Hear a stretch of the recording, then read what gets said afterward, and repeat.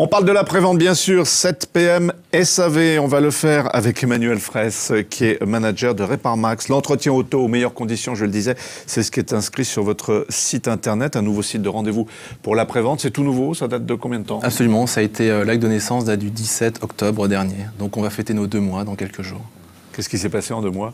Beaucoup de choses, beaucoup de choses. C'est-à-dire qu'on est vraiment dans une logique de site bêta. On sait qu'il y a un besoin, on sait que le marché de la prévente change. C'est ce que tous les intervenants disent. C'est vrai que le consommateur, l'automobiliste est à la recherche d'un confort d'entretien, que les garagistes sont à la recherche de nouvelles opportunités d'affaires. Donc nous, on s'est dit qu'il y avait une place pour faire du lien entre ces deux populations. Pourtant, vous n'êtes pas tout seul, il y a déjà du monde sur le marché. Il y en a au moins 2 célèbres qui communiquent pas mal, réviser-sa-voiture.com, DrivePad, et j'en passe, j'en oublie probablement. Vous êtes le dernier venu, mais vous avez quels espoirs? On a de bons espoirs. Ce qui est clair, c'est qu'on est le fruit. En chiffres. En chiffres, vous voulez dire? Combien de clients, comment vous les mesurez, vous la réussite, vous la mesurez comment? Nous, clairement, notre métier, c'est la génération de leads, c'est-à-dire l'apport d'affaires auprès des garages. D'accord. Très clairement, on est là-dessus. Donc notre objectif, c'est en 2012 d'être la première plateforme d'intermédiation en termes de nombre de leads fournis au garage. Voilà, pour répondre à votre question sans vous donner le chiffre. Tout garage? Aussi bien garage de réseau constructeur que garage indépendant? Oui, il faut voir d'où on vient. C'est-à-dire que Reparmax.com est une société du groupe InfoPro Communication. Je connais bien. InfoPro Communication qui détient aussi ETAI. Et ce qui se passe, c'est que le Reparmax est le fruit de la rencontre de 2 cultures.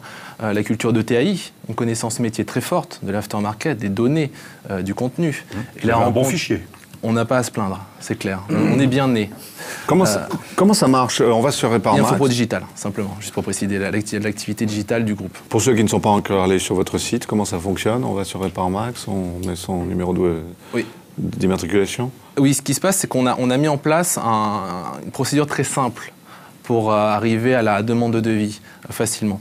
C'est-à-dire que la personne s'identifie avec sa plaque d'immatriculation, choisit une opération. On lui donne une estimation du coût de cette opération, donc une fourchette, pour pouvoir couvrir la réalité de la diversité du marché.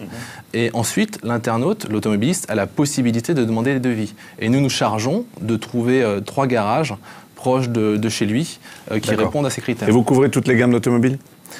On couvre, en termes d'opérations, on couvre 80% des opérations. En termes d'automobile, pour l'instant, oui, on couvre... moi, j'ai fait une expérience un peu décevante hier soir, sur votre site.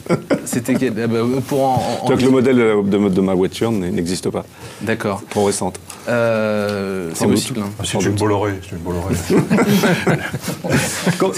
On a du mal à couvrir Ferrari, effectivement. Non, c'est pas une Ferrari.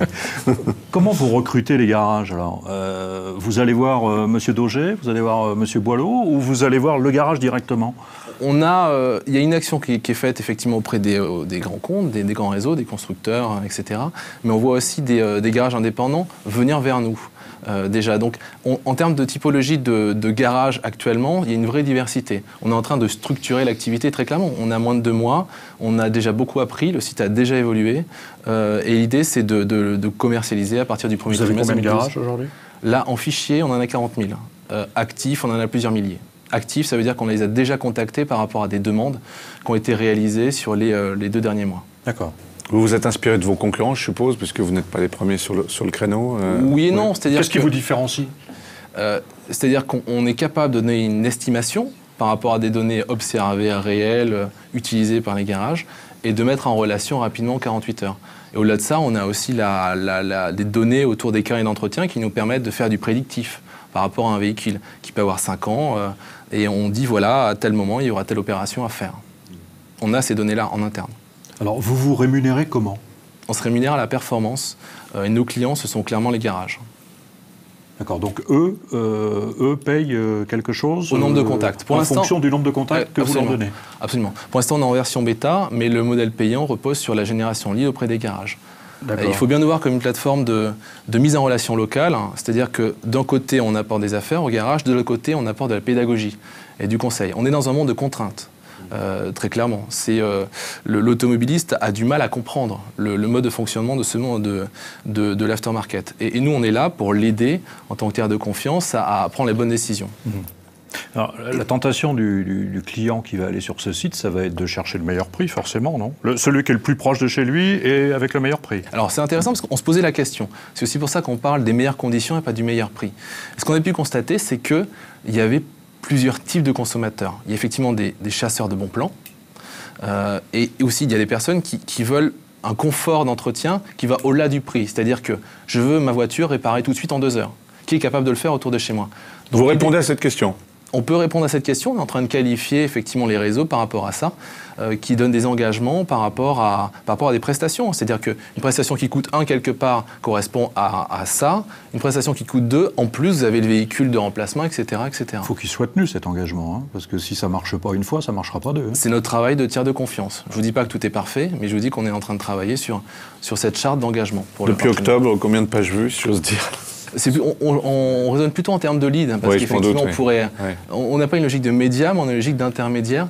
On est à plusieurs centaines de leads, donc à plusieurs milliers de garages contactés déjà.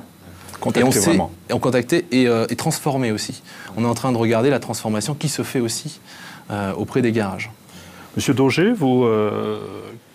quel est votre ressenti par rapport à ce concept-là déjà? Est-ce que votre réseau est-ce que vous sensibiliseriez votre réseau à ce type d'action? D'abord, je vais aller sur le site pour voir.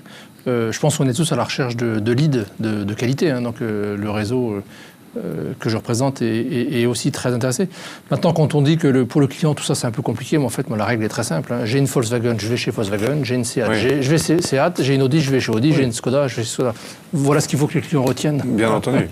Mais il y a quand même... ce que j'ai dit au montage. Oui, mais sauf que je suppose qu'il doit y avoir des top garages dans la liste de monsieur. Oui, donc, j'imagine.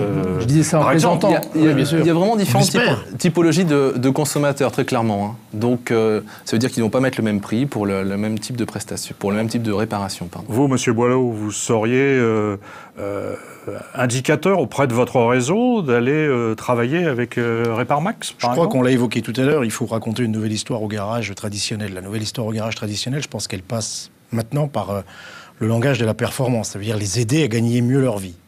Donc à partir du moment où tous les outils qui permettront de développer le chiffre d'affaires des garages seront les bienvenus. Je crois que là-dessus, il faut être ouvert, mais surtout conscient de cela. On l'a évoqué pour les carrossiers tout à l'heure, sur la pérennité des entreprises. Elle devient réelle pour les garages. Ça existe pour les restaurants. Hein. Donc je crois que voilà, exactement. Restaurants près de chez vous, je pense chinois, thaïlandais. Il faut être ouvert à tous ces procédés qui vont générer du chiffre d'affaires supplémentaire. Oui, sauf que, comme vous le disiez tout de suite, il n'est pas évident que le site de monsieur dise bah tiens, pour ta Golf, tu vas aller chez concessionnaire Volkswagen. J'imagine que dans les 40 000, il doit y avoir des réparateurs. Il y en a quelques-uns quand même. Non, ce que j'ai bien précisé, c'est qu'on a un rôle de pédagogique par rapport à l'automobiliste. S'il lui dit c'est plus cher chez un concessionnaire par exemple que dans d'autres types de garages, parce que voilà le niveau de prestation, le niveau de service que vous avez. Après, choisissez. Ce qu'on a pu observer, c'est que les automobilistes ne choisissent pas forcément le meilleur prix, mais choisissent ce qui leur correspond le mieux. Vous avez effectivement une clientèle qui est le do-it-yourself, ils font tout eux-mêmes, ils ne sont pas intéressés par effectivement... Donc il n'y a pas que le prix. Non, il n'y a pas que le prix, il faut aller au voir. Je crois que c'est une bataille qui est dangereuse pour tout le monde de se battre sur les prix, puisque ça a une incidence sur les marges et autres, et qu'il faut aller au-delà de ça. Et rentrer vraiment dans la psychologie du consommateur et dire, voilà, à tel endroit c'est peut-être plus cher, mais voilà ce que tu as. Là c'est moins cher, voilà ce que tu as. Sans juger, mais en disant, voilà le niveau de prestation rattaché aux différents prix. Vous avez une idée de la moyenne d'âge de ceux qui sont venus sur... C'est une bonne question. Ouais. On a une idée de la moyenne d'âge des véhicules, mais pas des automobilistes. On est sur des véhicules qui ont plus de 3 à 5 ans, oui, très clairement. On n'est pas sur des véhicules de moins de 4-5 ans, hein, très clairement. Il nous reste 1 minute, messieurs, si vous avez des questions sur oui, ces innovations permanentes. Là aussi, d'un point de vue un petit peu plus général, en fait, ça consiste à recréer une confiance individuelle entre un consommateur et un professionnel, chose qu'on appelait autrefois mon garagiste. Oui, c'est ça. On avait autrefois son garagiste, où la relation était autant humaine, mais sur le long terme que technique. Et on le recrée parce que le monde a changé, mais qu'il y a des intermédiaires dits de confiance comme vous qui permettent de recréer quelque part un petit peu cette relation. D'ailleurs, ce qu'on peut voir, c'est Facebook est une grosse source de recommandations pour nous. C'est-à-dire que quand on a un bon garagiste, c'est comme avoir un bon plombier. Alors c'est la deuxième question. Dans tout ce milieu-là, qu'est-ce que vont peser les réseaux sociaux et la recommandation par le consommateur bientôt? Parce que c'est quand même la grande question aujourd'hui dans pratiquement toutes les consommations de ce type. Ça pourrait être un très joli thème. Je me ferai un plaisir d'en discuter avec vous. Merci en tout cas Emmanuel Fraisse, directeur Reparmax. Merci à vous tous.